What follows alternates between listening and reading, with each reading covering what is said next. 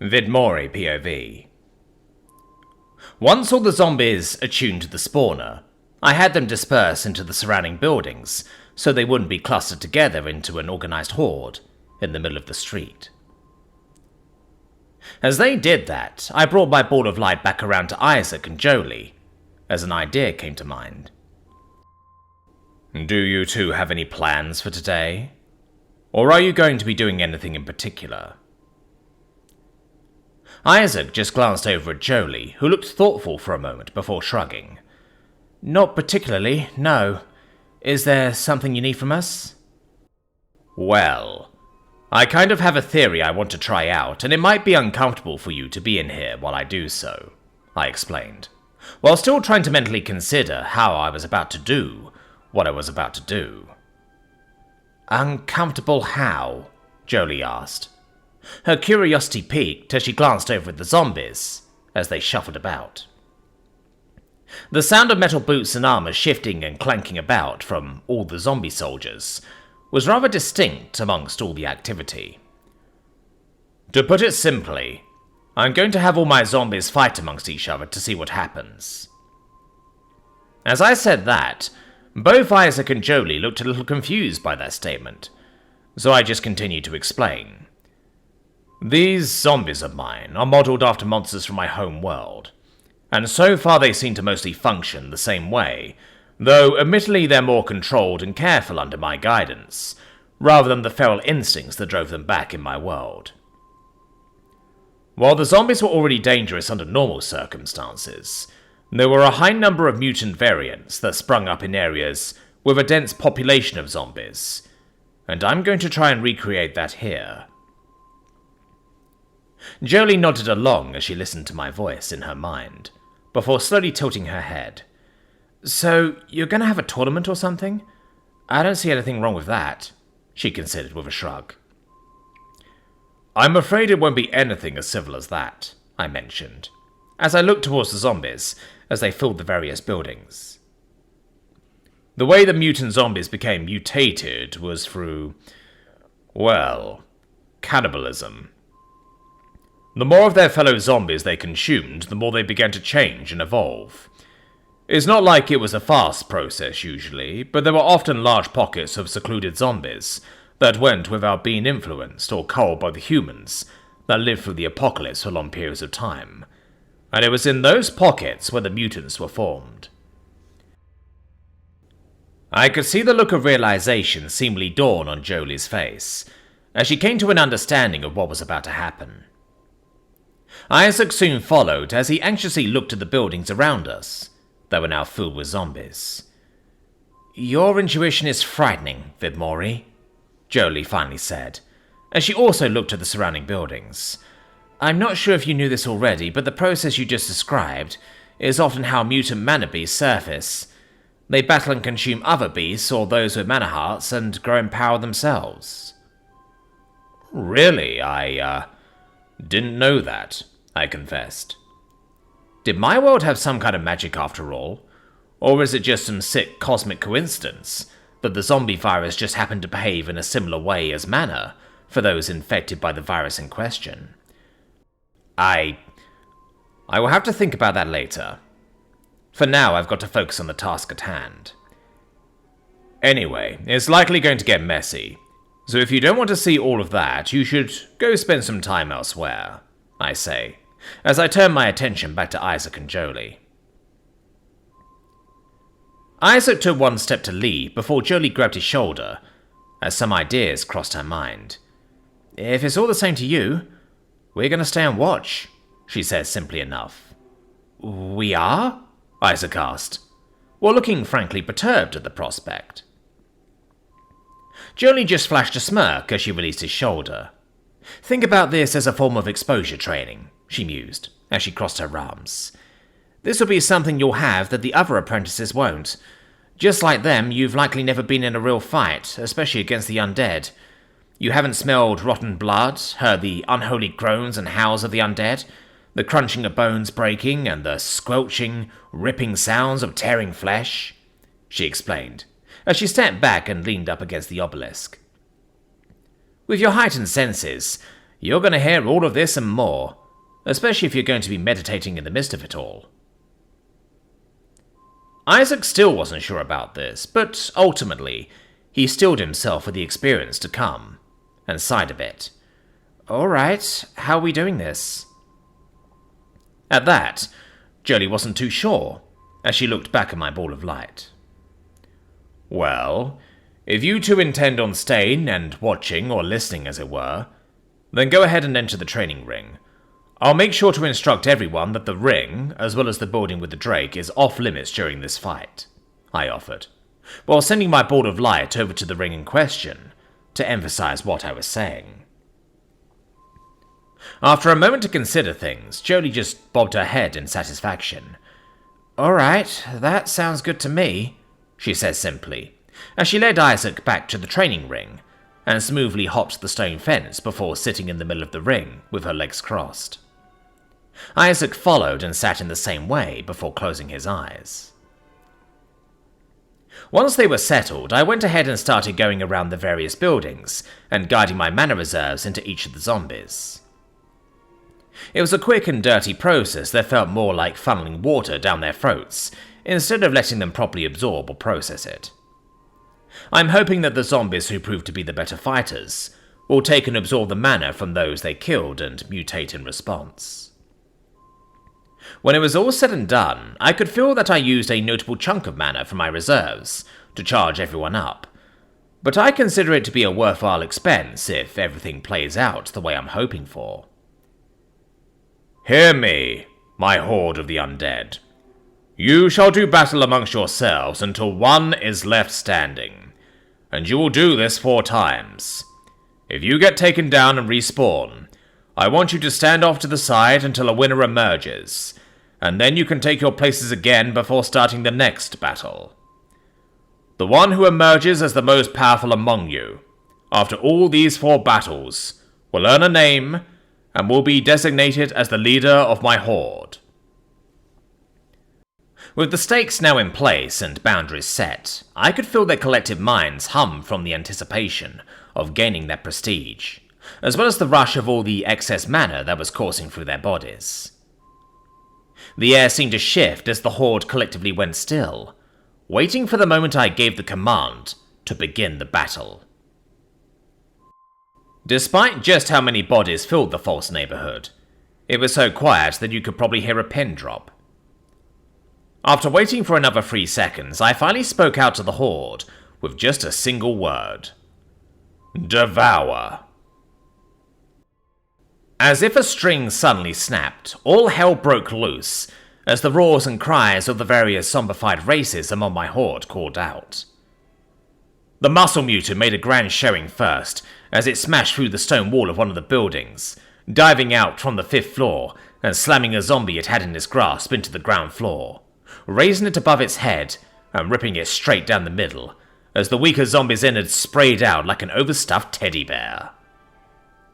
The muscle mutant didn't get to revel in the kill for long, as the black-skinned leaper, followed by other zombies who seemed to have stronger legs, leaped onto the muscle mutant and began ripping into his back and neck with his ferocious claws.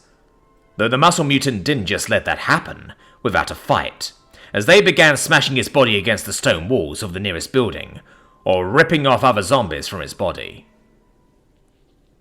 Many similarly savage brawls quickly broke out, as the plain grey stone was soon painted with the darkened reddish-black blood of the zombies.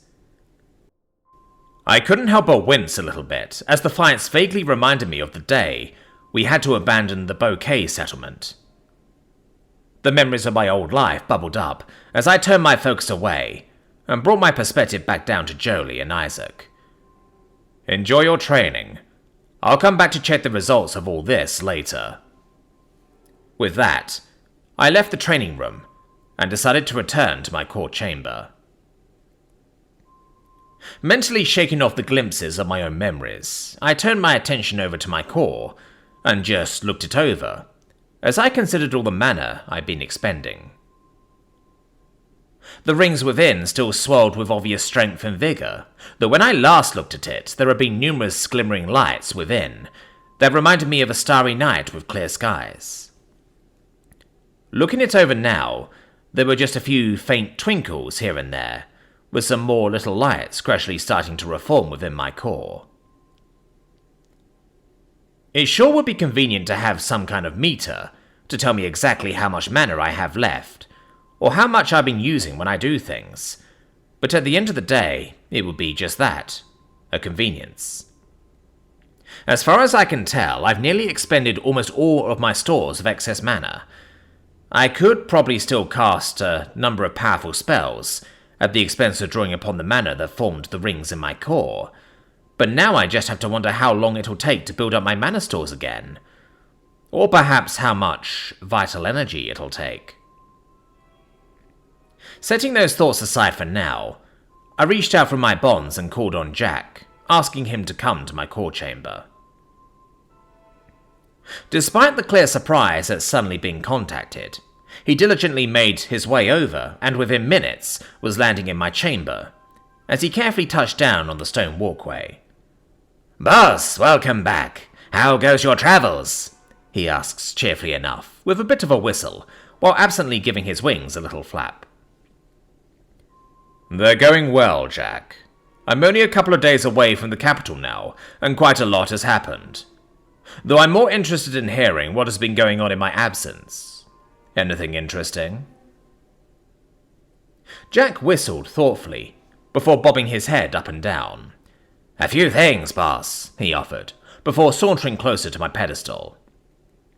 "The villagers of Haven have put the goods you brought to good use, making thicker clothes and jackets among other things.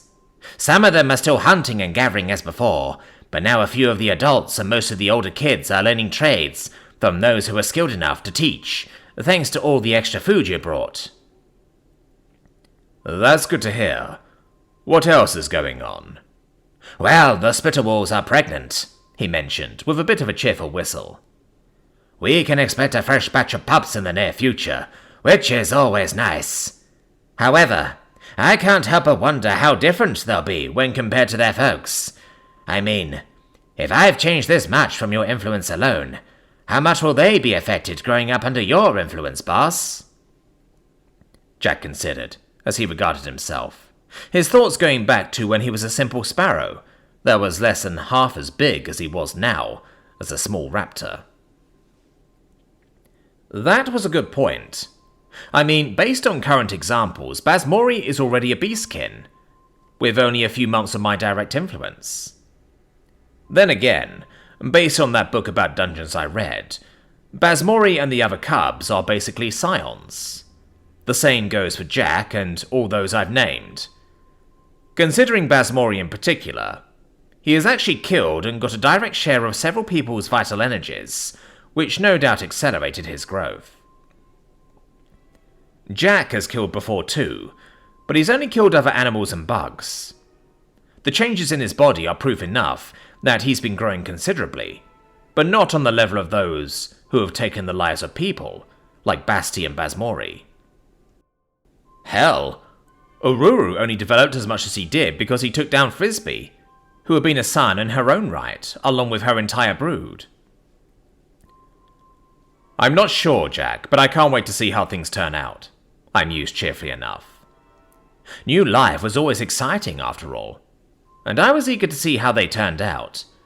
By the way, Jack, what would you say about me running a dungeon? That caught Jack's attention, as he looked up at my core, tilting his head side to side in thought, before simply shrugging his wings. "I'm not sure what to say, boss. Sounds neat, I suppose."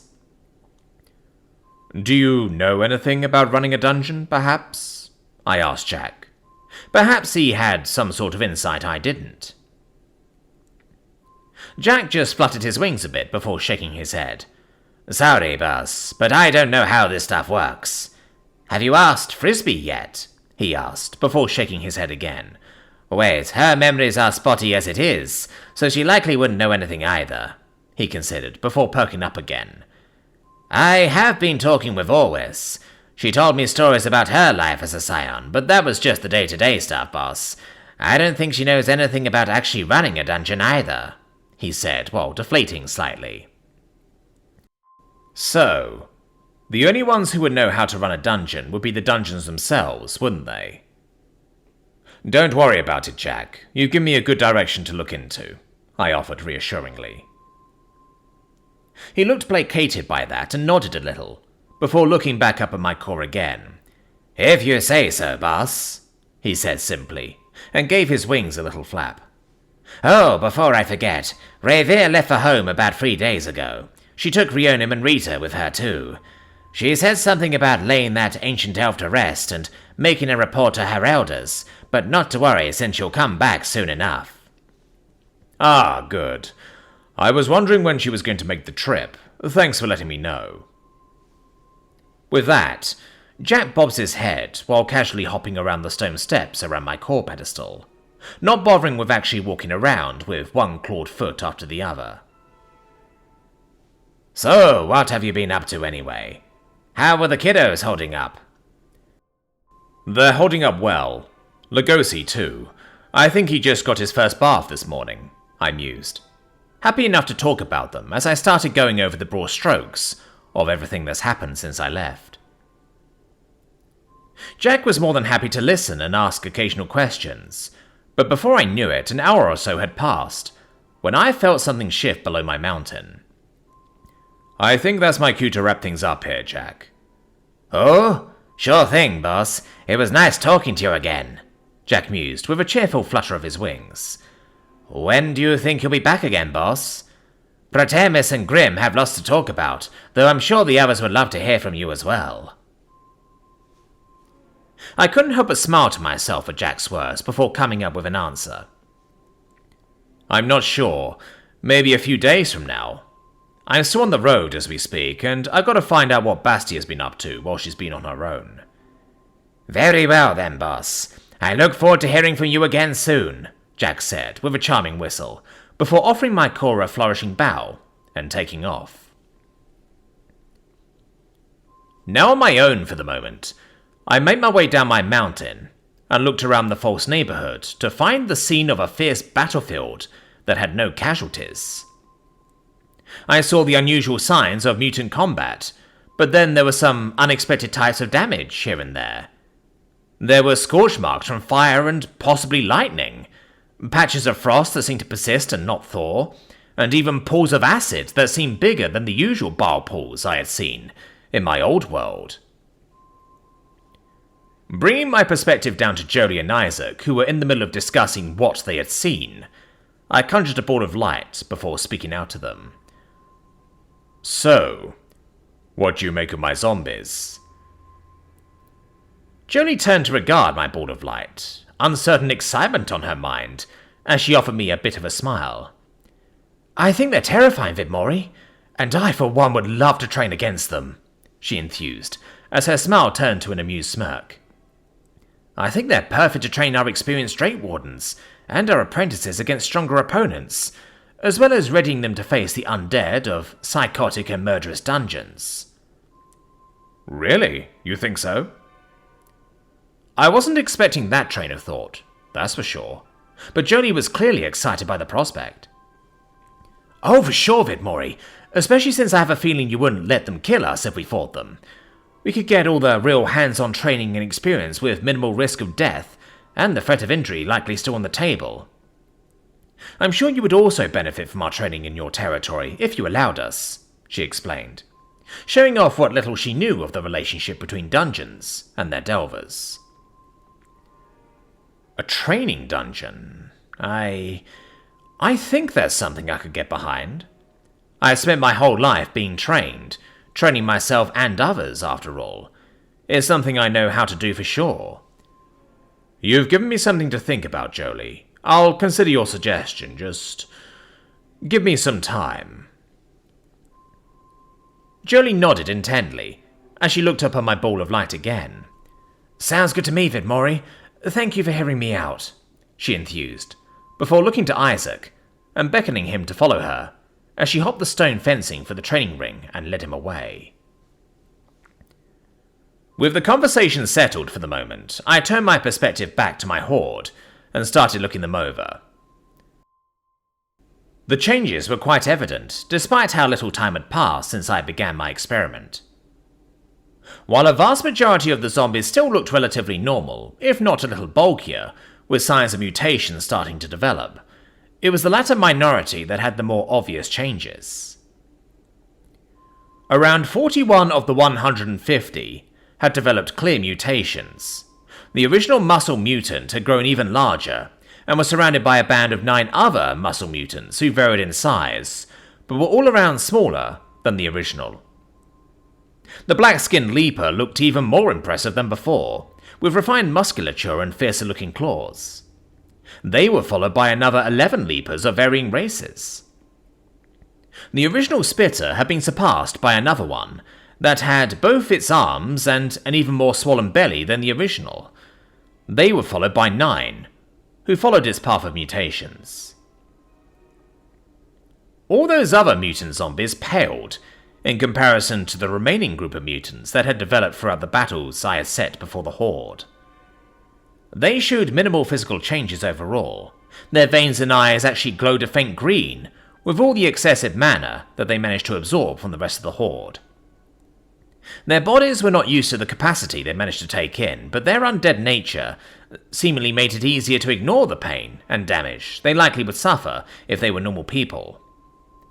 Perhaps these were the signs of that mana doping practice I had heard about. Whatever it was, the group of 21 mana mutants had properly ignited mana hearts, and a single ring around their hearts. Instead of just the mana hearts of varying strengths the rest of the Horde had. Among these mutants, one stood out from the rest. They had a second ring already formed around their heart, albeit a thin and weak one. But it was a second ring for sure. The individual looked like they used to be a human woman, an unremarkable soldier from the foreign army, who somehow managed to come out on top when put to the test. Even though they probably didn't need me to make myself visible to them, I decided to bring my ball of light before the mutant zombie, and spoke out to her. You who fought in battle against your fellow peers have proven that you have the ability and power to stand out above the rest. For your achievement, I shall grant you a name, as promised. The zombie woman looks up to me, her glowing green eyes studying my ball of light with an intense fervor. I name you Z, and grant you the title of... I'm about to say leader, but then that comment the younger-sounding goddess had made came to mind. Something about being more creative, and not just sharing my titles with my subordinates. Horde Commander. From now on you shall be Horde Commander Z, I declare to them, as another measure of mana begins flowing from my core and into them. Z's body begins to tremble from the dose of mana coursing through them, and I of course helped guide it through as their second ring became more dense and stable, their veins no longer glowing from the strain of the mana in their body. Now that she had a name, she seemed more aware of herself as she blinked and focused on me, a raspy growl of a voice croaking out as she saluted, with a fist clanking against her armored chest. Thank you, Creator Vidmori. I shall fulfill this role you have bestowed upon me to the best of my ability. I will make you proud to have granted me the name of Z, she declared, with reverent fervor. Interesting. Her name comes through phonetically rather than the single letter that I had intended.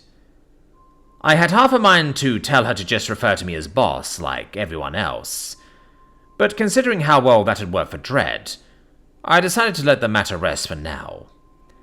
I look forward to seeing you in action, Z. For now, gather your horde and train. With that, Z smacked her fist against her armored chest again, as the rest of the unique mutants did the same, before starting to disperse and go among the rest of the horde. I wonder what I should call Z's variant of zombie. If the healer zombies are plague doctors, maybe I'll call Z and her mana warrior zombies plague knights. Names aside, I think it's about time I return to the caravan and see what's been going on while I was away.